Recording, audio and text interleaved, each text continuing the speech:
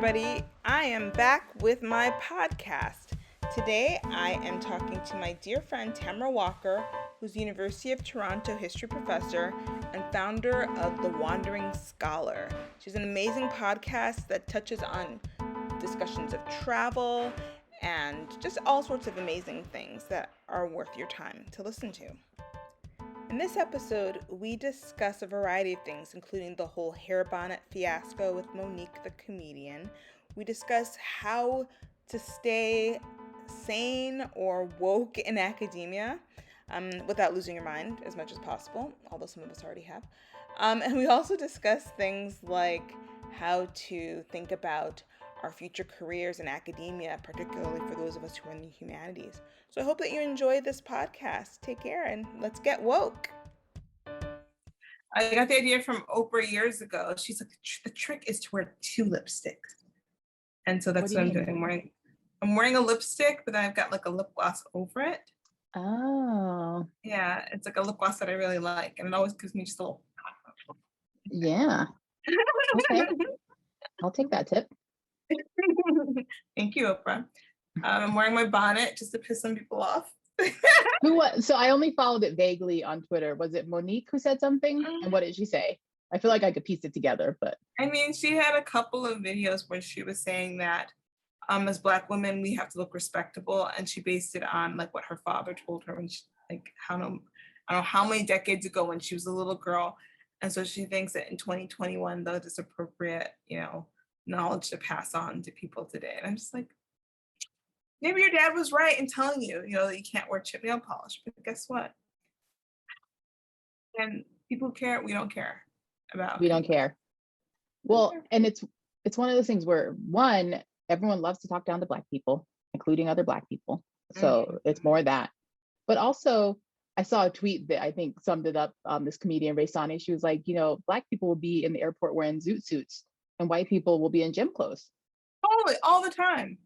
I went to college in the Midwest, so I definitely saw my share of like white dudes wearing like shorts and like wearing those like Adidas black and white slippers in the middle of January. And it's like, okay, that's your clothing choice. And nobody we definitely batted an eye, but it was like, whatever, like you do you, And like, I've definitely been at the airport and seen people, like white people especially, like bringing like pillows with them. Yeah, stuffed animals, like, and they're fully grown adults. It's like, what's that? Well, do you? Right. And it's like, I'm just like, yeah, let me wear my bonnet because I like this bonnet. I like that it's got this little front here, so like if you have it stays put. Issues with your edges, it like helps them to stay put a little bit more. Yeah, one of my faves. And I'm not trying to make her mad or make anybody mad. I'm just like, let's celebrate the bonnet. Celebrate the bonnet.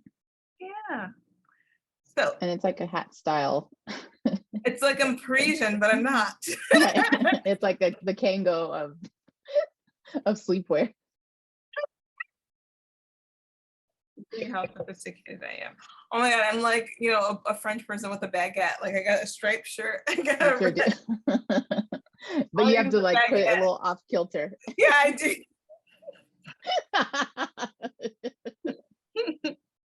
No, all I need is a baguette. Like, so you need a baguette. That's good. And a bicycle. When I was in Paris, I don't think I saw anybody riding a bicycle. I don't know why we have that idea of like French people on bicycles with bread in a basket. Yeah, I feel like of the Europeans, it's not so much the French, it's like the Dutch, who we picture mostly on bicycles, or who we should picture on bicycles. How do you stay sane in academia, particularly as a Black woman? Well, I don't tweet, which is probably, in some ways, I feel disconnected from academia because I don't tweet, because there's like a whole world of connections and conversations that happen on Twitter that I'm not part of.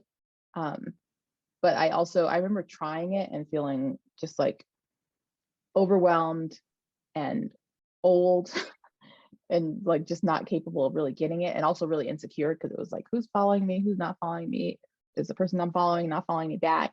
And I was like, I got enough insecurities, I don't need to add to the pile of them. The other part of it is just, who's to say I'm sane? I don't necessarily claim that. I think we all have our stuff. and academia takes its toll on mental health in real ways. But in terms of having a sense of balance, I guess that's how I would interpret that. Like, how do you not just like live and breathe academia in a way that it defines who you are? Mm-hmm. Is I am really into pop culture. So I end up getting really into podcasts and TV shows. I'm a big Housewives stan. And I don't like talking about it in a smart way. Like, I feel like there's like a whole world of academics who really like to say smart things about pop culture and like read them through a certain like sociological lens.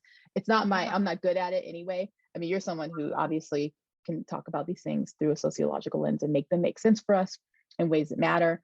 But because I think of it as like a break from academia, I'm just like, I don't want to think about it in that way. So I'm just like, I think they're funny and dramatic, and they make me laugh.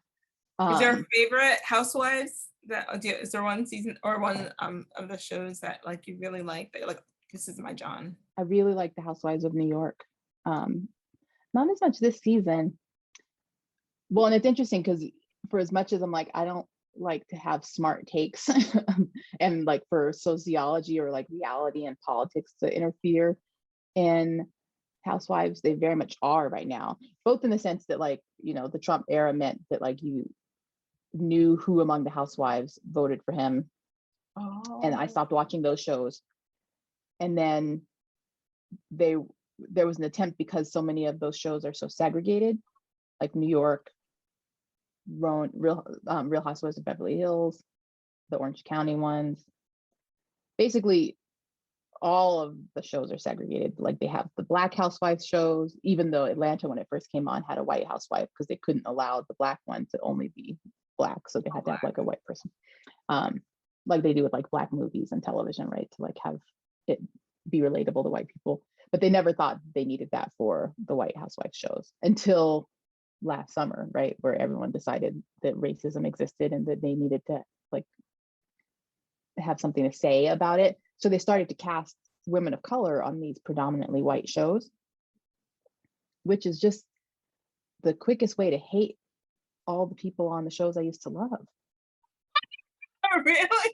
Yeah, because it's it just reveals like the whole of who they are, right? Because you can see them in their little bubbles, like their rich lady bubbles, and their little like their particular worlds. And it's not like they were ever like amazing people, but they were terrible people in ways that didn't make you like despair about America or despair about the future. But there is something about just realizing how many of these housewives are pretty racist that is just a bummer. And I'd rather, I don't know, I guess it's good to know that, because that's how I felt about the MAGAs on Real Housewives of Orange County. I'm like, I'm not going to support them and like give them any of my eyes. And like, it's not like I was giving them money, but like, I didn't want them to have a platform, because I feel like that's how we ended up with the presidency that we ended up with like people who had horrible ideas were given a platform to express them. It sounds like you're doing a very much a sociologically like informed analysis. Against my will, though. But against my will. It's because they forced it on us. So then were they like, okay, let's go back to our segregated world so that like we don't see a racism? Like, it's 2021 now. No, because they have, they'll put they put an Asian woman on Dallas, and then like all the white women lost their mind. So now what do? I think they're gonna have to fire all those people. And then they have a Black woman on the Real Housewives of New York, and I haven't watched the most recent episode, but it sounds like all the white women have lost their minds.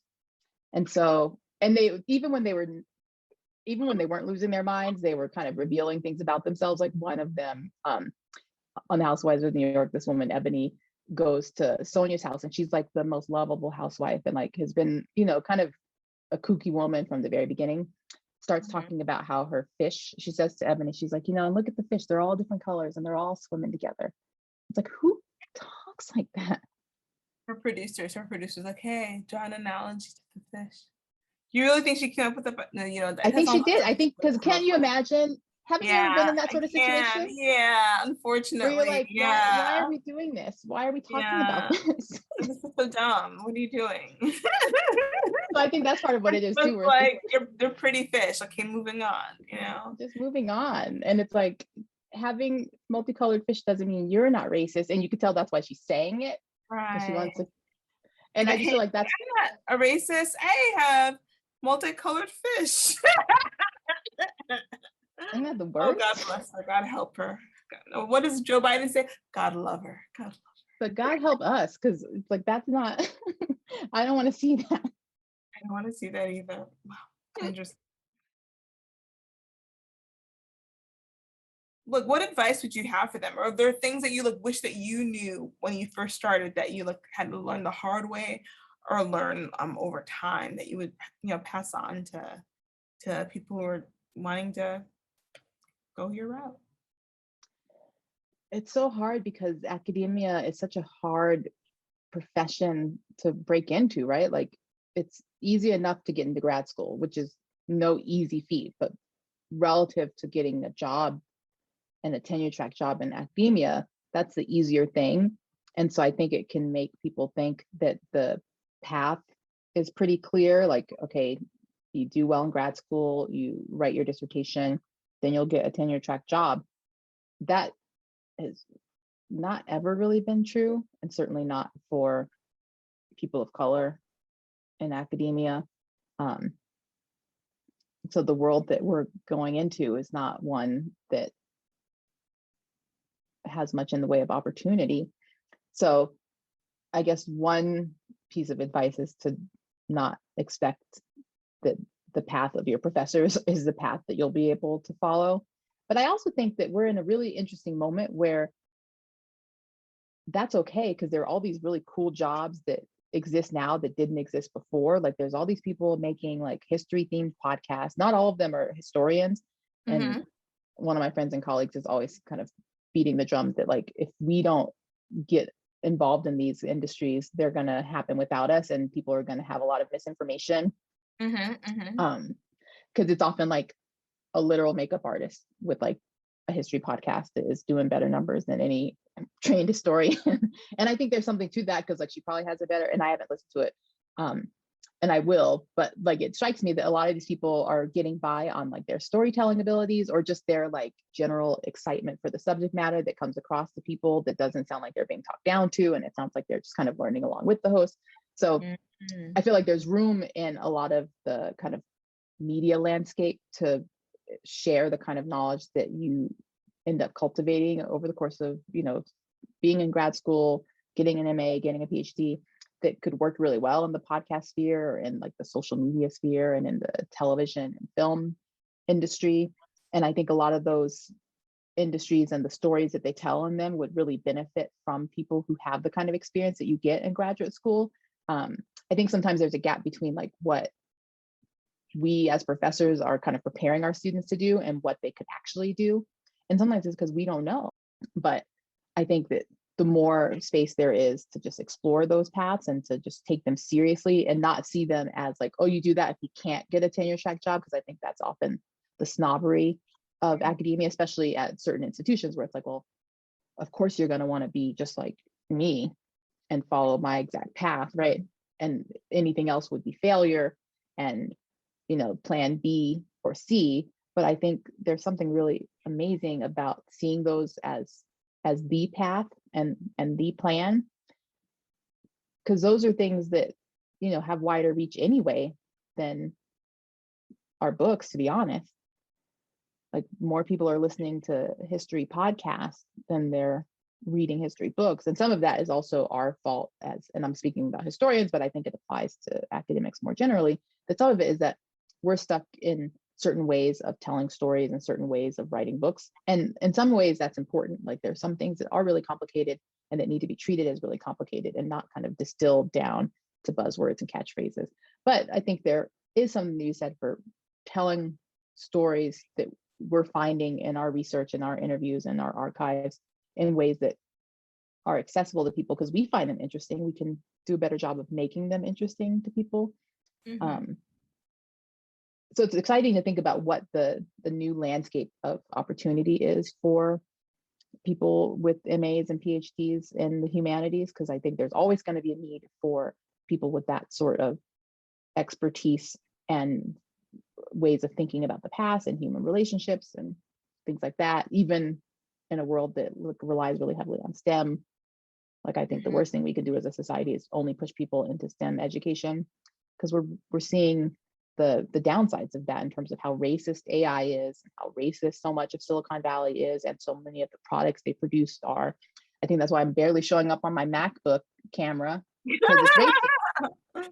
Freaking like Apple. They're Get it racist. together. It's Yeah. 2021. There's no reason why it should be an issue. And yet it is, right? Yeah, you're absolutely right. Like I have a light in addition to like just like my regular setup, so that people can see me and I don't appear as dark or like as like washed out as I would otherwise. But it's 2021. Like I hate when people say that. It's 2021. Like whereas before it was like it's the year 2000. Before that was it's 1990. It Right, everyone says that. But like during technology's had its chance, to figure out these issues. And so by now I'm just like, okay, Apple, you've existed for what, 30 years, 30 plus. If you still can't figure out how to like have a camera that works for on like brown skin and on like mauve or like, I don't know, peach or like lighter skin colors, then you don't need to be getting our money. You don't need to be getting our money. And I think it speaks, I was just gonna rant. What you can say. It speaks to the undervaluing of a humanities education, because it's often through a humanities education that you're able to think about who's missing from the conversation, whose perspective needs to be added, who needs to be incorporated into the kind of knowledge base that we're tapping into to produce these things. Like the knowledge isn't just in being able to code something, right? It's being able to make these things useful to and legible to people beyond, the insert generic coder type here. So I think a lot of what we're seeing right now is speaking to not only the need for diversity, but also the need for the things that we provide in humanities educations that matter even to science and tech. That ability, that flexibility of mind to imagine things that are not in front of you, and to imagine people who you've maybe never come into contact with before and how they might interact with your technology. Cool. Well, thank you so much for sharing your experiences, Tamara. Not Tamara. Not Tamara. Thanks for having me. Thank you so much. Thank you so much for getting woke with me. Please like and subscribe this and share it with your friends, family, enemies, and frenemies. You can follow me on Twitter at Chinyere Osuji at Chinyere Osuji. Take care and have a good week.